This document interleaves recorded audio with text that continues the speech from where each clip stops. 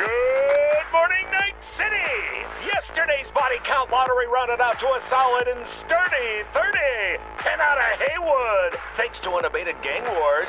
One officer down, so I guess you're all screwed, cause the NCPD will not let that go. Got another blackout in Santo Domingo. Net runners are at it again, poking holes in the power grid. While over in Westbrook, trauma teams scraping cyber-psycho victims off the pavement. And in Pacifica, well, Pacifica is still Pacifica. This has been your man, Stan. Join me for another day in our City of Dreams. Hello and welcome. Allow myself to introduce myself. I am the Handsome King Nerdy Bear. So, since we're about 2.5 months away from the expansion of Phantom Liberty, it's time to watch some more Cyberpunk related videos of Cyberpunk 2077. This one's from Sam Brown. The Megacorps you should never work for in Cyberpunk 2077. Alright, this looks interesting. It's very intriguing. Let's go ahead and watch this together.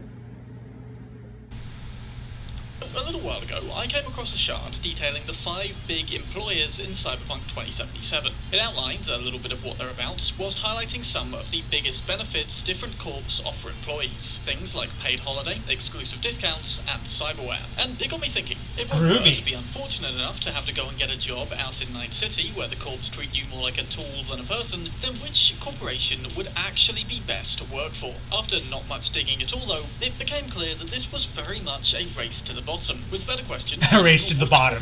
actually succeeds as the least evil of the loser. bunch. And believe me, that's a tough question to answer. So, I'm going to be taking a detailed look at the 5 corporations listed here, weighing up varying aspects of each, before deciding once and for all, which is least bad. Ready? Then let's get to it. Least bad. 5. After careful consideration of each of the 5, it would make sense that, especially given the events of the game, the worst of the 5 corporations to work for, as far as I can tell, is Arasaka. Now, bear in mind there's going to be bias here. I don't think there's any other corporation in the game who we get such a strong look into. With the Corpo Life Path, we literally start as an Arasaka counterintelligence agent, and it's immediately clear, that's a job where you're damned either way. Jackie, if you work in Arasaka counterintel, you're always fucked.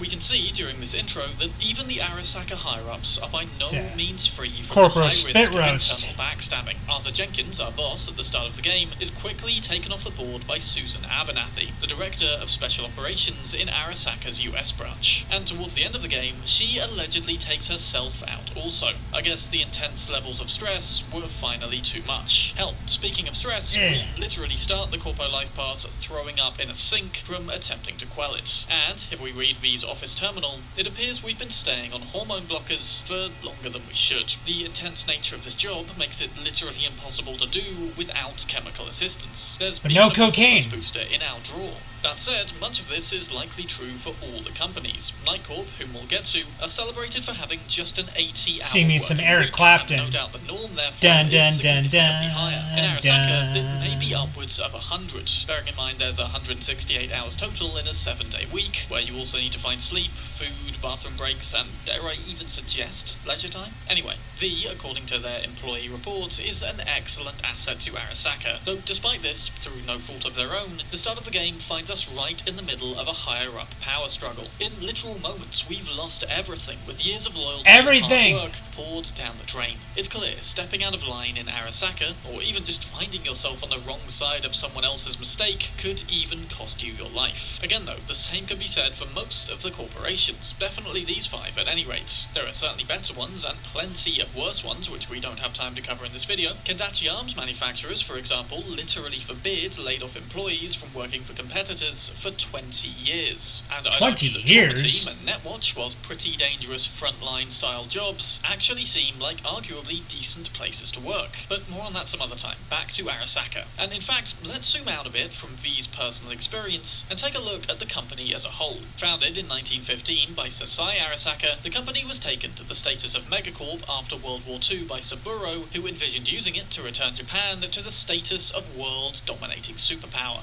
The man in question is of course a tyrannical megalomaniac, and may have even nuked Night City after the heist if it hadn't been for the actions of his hidden hero of a son, Yorinobu, whom I discuss in detail in this video. Now, Arasaka is valued as of 2077 so he's the to hidden be worth hero. 890 billion euro dollars. Surprisingly less than I'd expected, given that Alphabet, Google's parent corporation, is today worth 1.5 trillion, and Apple is apparently worth 3 trillion. Though of course dollar and fictional euro dollar values may differ. 54% of the company is held by the Arasaka family, 15% by the board of directors, and the remaining 31 is listed publicly on the stock exchange. So we're looking at a very much centralized megacorp where you endlessly slave away to inhumane levels to further line the pockets of Emperor Saburo, who in turn will use his insane wealth to fund programs like the Relic and allow himself to live literally forever. Give him the finger. That eventually ascending to the status of immortal. Fuck yo, hologram. That said, is there anything which Arasaka does to actually improve humanity on the whole? Some of the others here also have highly questionable methods and ethics, but there's no doubt they do sometimes change humanity for the better. Sometimes. Well, Arasaka specializes in 3 main things: corpo security, corpo banking, and the manufacturing of goods. The security division will protect any client willing to pay the costs, making it a morally grey zone where the ethics are more delegated to the client in question. As an employee in this division, in fact as an Arasaka employee in general, you'll be equipped with a lot of the latest in cyberware. And in a combat-based job especially, this will mean combat implants granted to you at the expense of the company. You will of course be more in the firing line, though at least you'll be equipped to deal with a higher level of threats. So long as you aren't unfortunate enough to come face to face with a solo, you might actually get by okay. And one would hope that higher risk jobs would come with higher tier levels of equipment. As a bodyguard or security personnel though, your loyalty will of course lie with the corporation and not the clients. It's the reason Yorinobu didn't have a security detail. He didn't trust them, and if for whatever reason the Arasaka higher-ups ask you to zero someone, you'd better be damn well ready to do it, or else get zeroed yourself. Equally, you could work in the manufacturing division. Arasaka makes some of the best weapons in the game. The Masamune is my favourite assault rifle, the Yukamara and Kenshin are great pistols, and the Gash anti-personnel grenade is utter carnage. Oh, I love the On top of that, they also manufacture the Mantis blades and Gorilla Arms. Awesome. So they're no strangers to cyberware either. In fact, in an ironic twist of fate, if you didn't already know, Johnny Silverhand's Silver Arm is a product of Arasaka. Ironic that part of him became the very thing he swore to destroy. They also produce cybernetics and a few other bits and pieces. Now, we could debate the ethics of manufacturing weapons, but instead, let me draw your attention to the fact that they also manufacture a whole host of other everyday items, ranging from cars, meds and clothes, to games and even food. There's no denying that the company do play an important role in a great many sectors. And whilst the hours working in a manufacturing plant may be long and less financially rewarding, there's no doubt a lower level of risk involved. Finally, the third branch, the Arasaka Bank, was a genius idea of Saburo's to invest into multiple up-and-coming corporations, granting them loans in return for a slice of many of tomorrow's moneymakers. And there's plenty of executive jobs across the corporation, and whilst it's by no means a safe role, I'd imagine you are on average less likely to die behind a desk in Arasaka Tower than out in the field. That is of course, unless it's August 20th, 2023, and the tower you're working in literally explodes. But since this is 2077, that doesn't factor into play here. What does is 3 of the 4 current endings wherein we upload them to the tower's subnet, and she in turn fries everyone simply for being Arasaka employees. Hell, even if you chose the devil ending, Arasaka Tower still becomes ground zero for Yorinobu's military coup, transforming those cushy offices into a war zone. And by the way, a shard in the Corpo Prologue states that in the event of an operational crisis, all employees, bar for undercover field agents, must report to Arasaka Tower, meaning they will force you to go to the place where you're most likely to die. I think ultimately what puts Arasaka at the bottom of this list then is the benefit of hindsight. Now, most of the others may be just as morally corrupt and terrible to work for on a day-by-day basis as Arasaka, but at least you won't find yourself in the middle of a mass culling just for trying to do better in life. The data shard which inspired this video votes Arasaka as number 1, and granted, the latest cyberware, a trauma team card, and a loyalty obligation of just 20 years does sound very okay in the context of this setting, but given that they really don't do much to improve the world at all, are just as corrupt as the rest, and all their employees within the tower have been killed twice now, I'd say it's a strong case to put Arasaka at the bottom of these 5 corporations, at least. 4.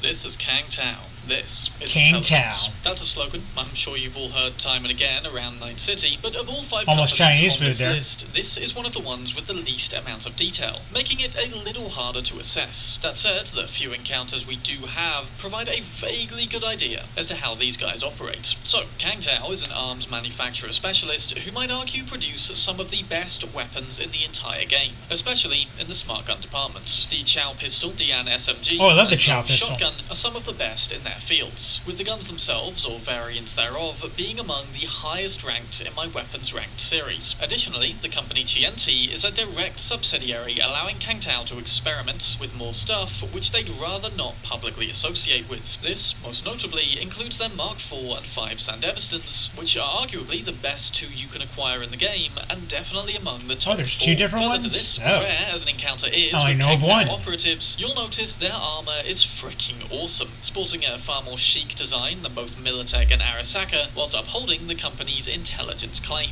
So what about working for them? Well, sadly, since we never do that Kang directly, Tao we'll chicken. never have as They're much dressed info like on it. them as we do for Arasaka. What we do have, for starters though, is the contents of the top 5 data shard, from which we can see that employees are granted a Trauma Team Gold membership, which, from what I can Gold tell, membership. is just the really good ambulance service part. However, in terms of recovery and rehabilitation after an accident, it appears services in that field are still reserved exclusively for Platinum members. Still, there's at least some sense Damn, of security gotta be with the Gold Platinum. membership. What places Kang Tao down here on the list though is a 50-year loyalty pledge which that comes with. I mean, in today's standards, that is pretty much a working lifetime. A job at Kang Tao Pretty much. is a job for life. It's what makes Arasaka's 20-year pledge sound so good by comparison, even though that is terrible too. And there is a systemic problem with this system. By locking employees into practically lifetime deals, there's no competition, no struggle to hold on to good employees. They don't need to set a competitive wage or, humane working hours, because there's no threat of skilled employees getting pinched by competitors. They can set hours as high as they want, wages as low as they want, and there's literally nothing anyone can do. God, They are that's locked hot. in with this company for half a century. And what are the Boom. consequences for breaking Kang Tao's rules? Well, if you saw my recent video on Santo Domingo's gigs, you'll see exactly what the consequences are in the job at Nasty Hangover. Granted, Carl Ginsky losing a top secret data shard to 6th Street is a pretty big cock-up, but even despite the fact that he has the data shard back by the time the higher-ups arrive, Carl is still met with zero forgiveness. How do you do, Carl?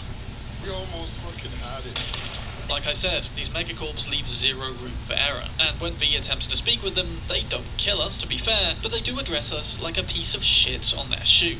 Friendship, just to watch us stoop for it. That's it. Atta girl. Bitches always get down on their knees. The most prominent encounter we have with Kang Tao, though, is the main quest Life During Wartime, wherein we take down an AV carrying Anders Hellman, who defected from Arasaka to Kang Tao after Yorinobu stole his relic projects. It's a pretty well-armed vessel, but is taken on by us without too much trouble. The reason Hellman's security detail was so small, though, comes down to a key component of how Kang Tao operates: secrecy. Indeed, every Kang Tao division we ever come across is well equipped, but small. Again, leading back to their claim that this is intelligence. They're aware that sometimes you can achieve just as much with a small strike team as you can an entire army. Just ask Ramsay Bolton, or to offer a much more obvious and contemporary example, Johnny Silverhand. Now, I don't know about you, but I'd favour my odds of survival more working covertly than I would being a foot soldier. Plus, again, we get to wear this awesome armour. I wonder how different it will look in 50 years' time when we're given the option to quit. Yeah, it's a tough one this due to the lack of specific details, but I think putting it in this position feels about right. 3.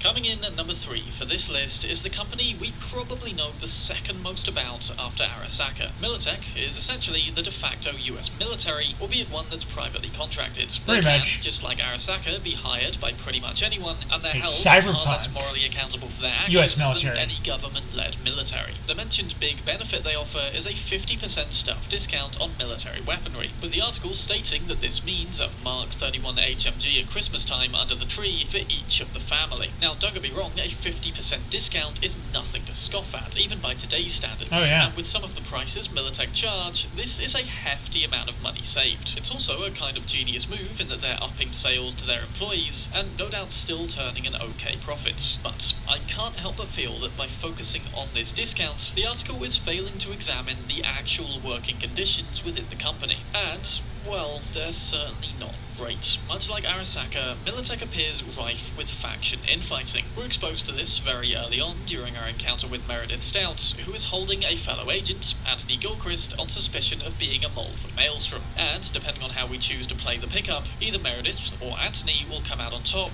with the other being killed. Again, it's a high-risk power game at the top, whilst working as a subordinate will put you at the mercy of the higher-ups. In fact, it's remarkable how many parallels there are between Arasaka and Militech. And the two Megacorp superpowers are indeed a good match to go toe-to-toe with one another. In 2077, it's looking as though the two are gearing up for yet another corporate war, in fact, which I guess also doesn't bode well for the survivability of both companies' employees, though it's going to take a sequel for more insight as to how that plays out. And, after looking more closely, Militech have way too many atrocities under their belts, not to mention terrible treatment of retired employees, to warrant my support in the coming war. Let's take a look at just a few. For starters, way back in 2023, Militech provided Johnny Silverhand with the fissile material that he needed to nuke Arasaka Tower, and much as he claims this was a great act of heroism to stick it to the Corpo swine, it did result in thousands of innocents getting caught in the crossfire. But did it save more lives than that by changing the course of the war?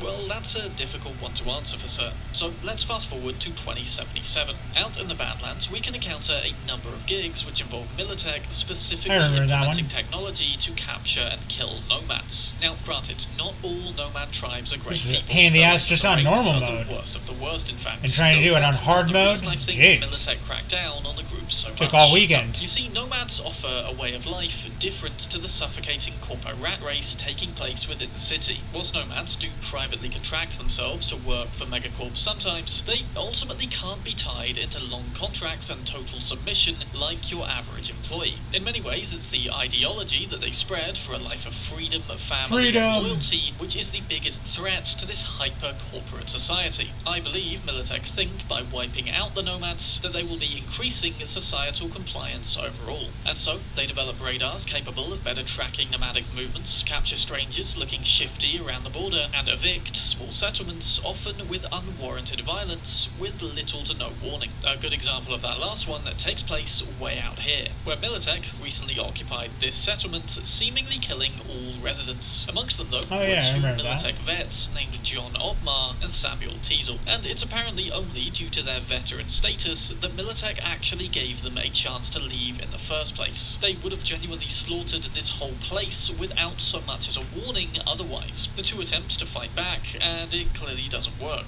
They're taken out without a second thought. So Militech may be just about an okay company to work for at the time, comparatively, but they will hang you out to dry after you leave without a shred of loyalty. Another two sad examples of this can be found back in the city during the backs against the wall and going up or down gigs. Two ex-vets, both struggling with an onset of cyberpsychosis, both not receiving any of the help they need. In fact, we can learn with El Gallo, who's trying to fix the elevator, that Militech deliberately make all their contracts long and confusing to stop people figuring out how to claim financial support on sustained injuries and such. Max Jones, in fact, an apparently honest Night City journalist, started looking into and actually interviewing these screwed over veterans, who had to do things like return all their implants and other things. For doing this, Max gets a target on his head and we're sent in to save him. Clearly, Militech are happy to commit further atrocities in order to cover up their previous ones. Oh, and they also have this whole shoot first first, think later attitude, which is not great for people who come across them. On the bright side, they do stock the Achilles precision rifle, Ajax assault rifle, Lexington pistol, I love the and Ajax. Saratoga SMG, which are all very good guns. Oh yeah, the especially at Saratoga. 50% Love that off. SMG. Is that worth selling your soul and undoubtedly committing war crimes, though? It's a tough one to weigh up, especially when we consider that all the other companies will probably make you commit atrocities too. Hopefully, we'll get more insight into Militech, though, with Phantom Liberty, what with Rosalind Myers having been Militech's CEO before she became president.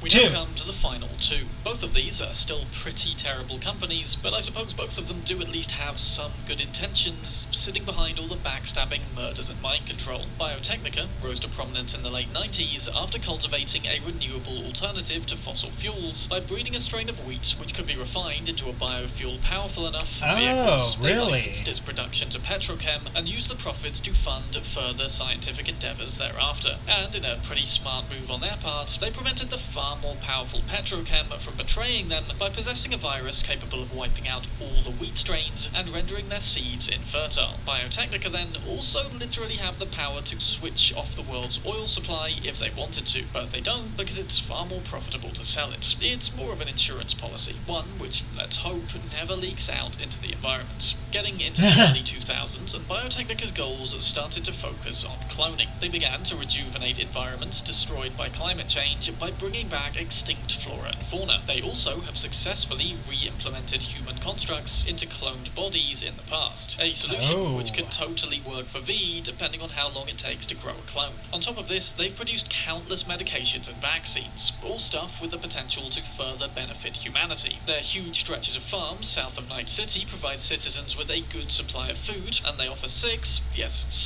paid vacation days per year. That's apparently their biggest employee benefit, which I suppose means all the others offer less vacation days than that. Anyway, sounds like a decent company to work for, a good and productive force in society. Except, yeah, not so fast, because there's caveats. Of course, there's caveats to a plentiful degree. Their experiments don't always work as intended, and when they go wrong, they very often kill a lot of people. I think the best example of this in the game is the Red Ochre clan, 70 of whom died a horrible, painful death after being exposed to just one of Biotechnica's experiments. What they were exposed to was so potent, in fact, that a Biotechnica employee straight up lost an arm just for handling some of the Nomad remains. Kinda makes you realise that as an employee working here, all it takes is exposure to one bad experiment, and your life is ruined or straight up over. But even if you survive all the nefarious scientific practices, you'll still have to perform utterly inhumane experiments on others. Of course, guys like Alex Pushkin choose to dehumanize the test subjects with methods like viewing nomads as roaches. Besides, they're like roaches.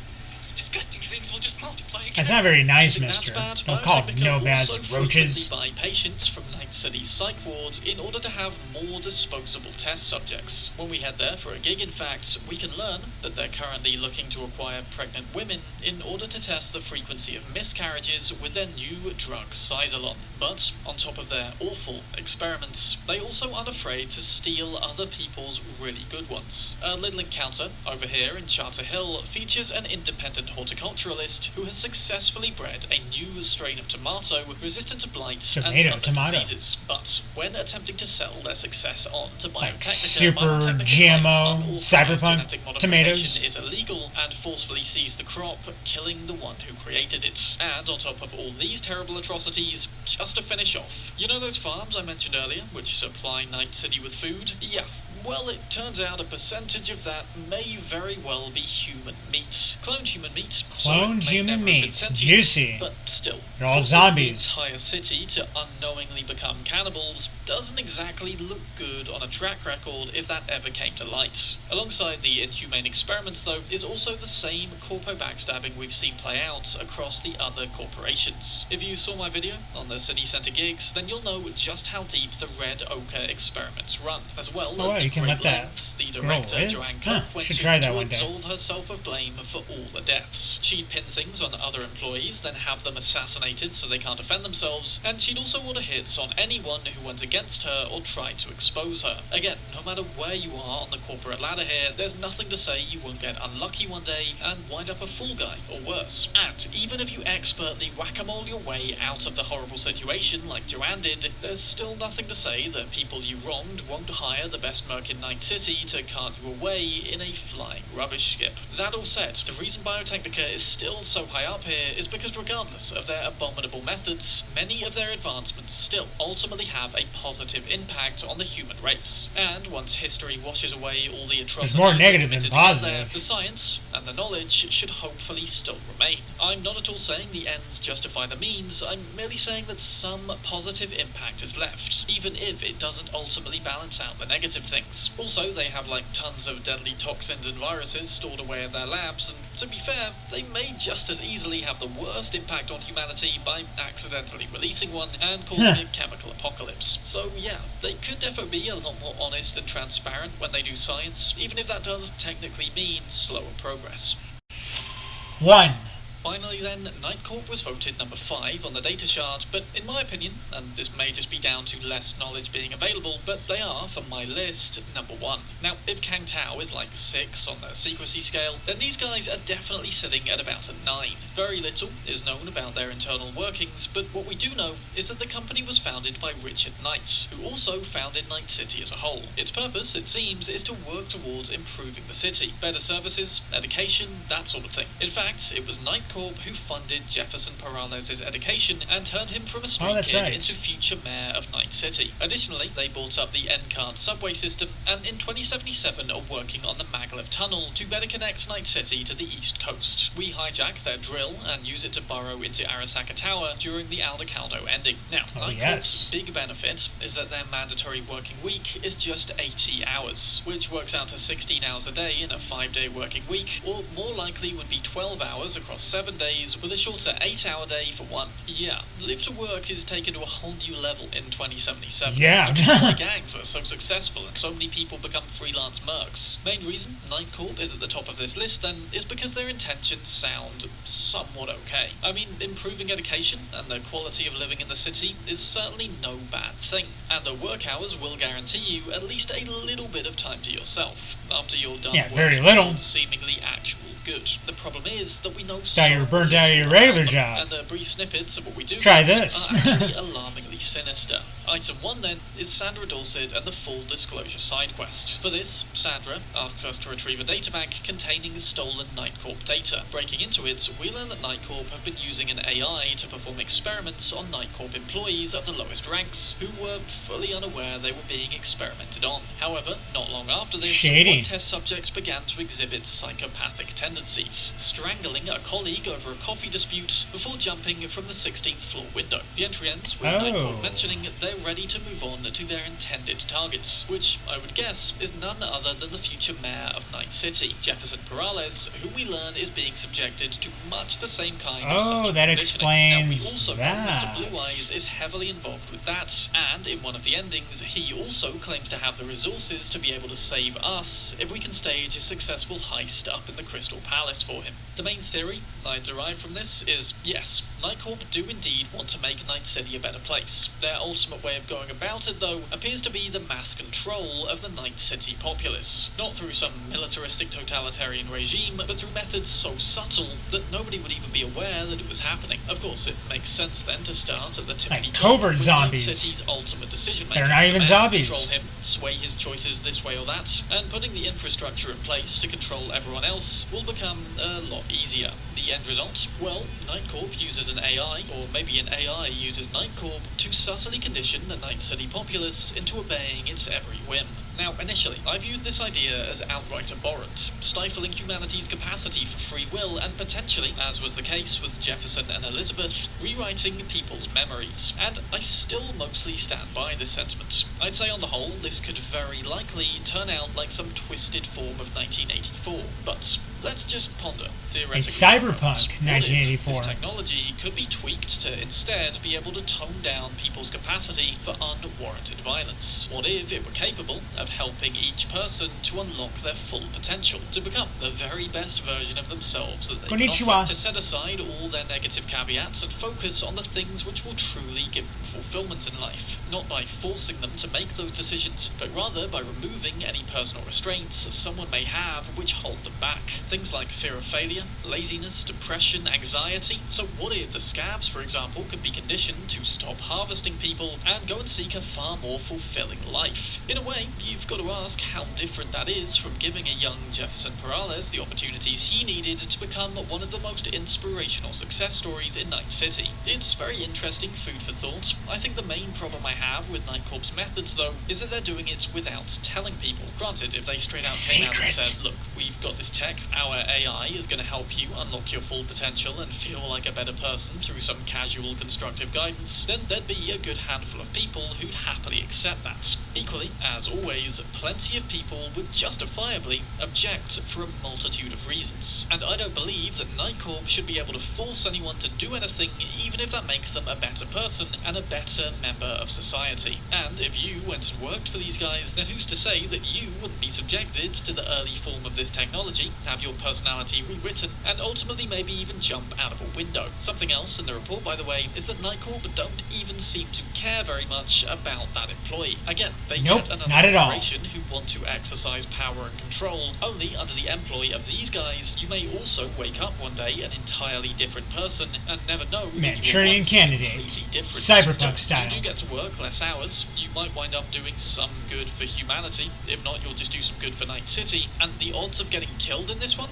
at least as far as we can tell, are significantly lower than the other four, placing Night Corps as the best company, in my opinion, of the big five to work for in Night City. Though realistically, they are literally all terrible. And if you definitely go and join the Alcaldos, or become a musician, which is less have worse. A really nice time in Night City, unless they get killed and replaced by a copy, which is a conspiracy that I've got bubbling away for another video. Anywho, let me know in the comments which Night City Megacorp you'd want to work for and why, whether it's one of these five or a completely different one. And if you want to uncover even more details for this game, then I have a series linking together all of the hidden storylines which can be found during all of the gigs. As always, a huge thanks to my patrons for continuing to support the channel. As I've mentioned before on the channel, I'm determined to only take on sponsorships which I genuinely use and can vouch for, and Patreon support gives me continually more freedom to continue doing that. Finally, if you're already planning on getting Phantom Liberty, or anything from the GOG store, then doing so through my link in the description is another way to passively support the channel. Finally, thank you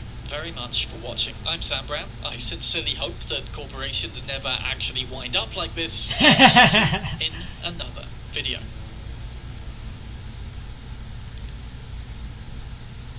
Alright, very good video. He has some really good content. So once again, that is the Megacorps you should never work for in Cyberpunk 2077. Now it really makes me want to just be a merc for life. Fuck these corporos. No, really, fuck these corporos. And even the corporos of modern day time now. Well, anyway, if you enjoyed this video and my reaction to it, feel free to like the video, subscribe if you want to see more of me, click that bell so you'll be notified when I'll post the next video. So until next time, same Handsome King content, same Nerdy Bear reactions. Oh yeah! So, again, just to be clear, you've called me at High Moon to ask me to help you break into Arasaka Tower, or you'll die. About the gist of it, yeah. Okay.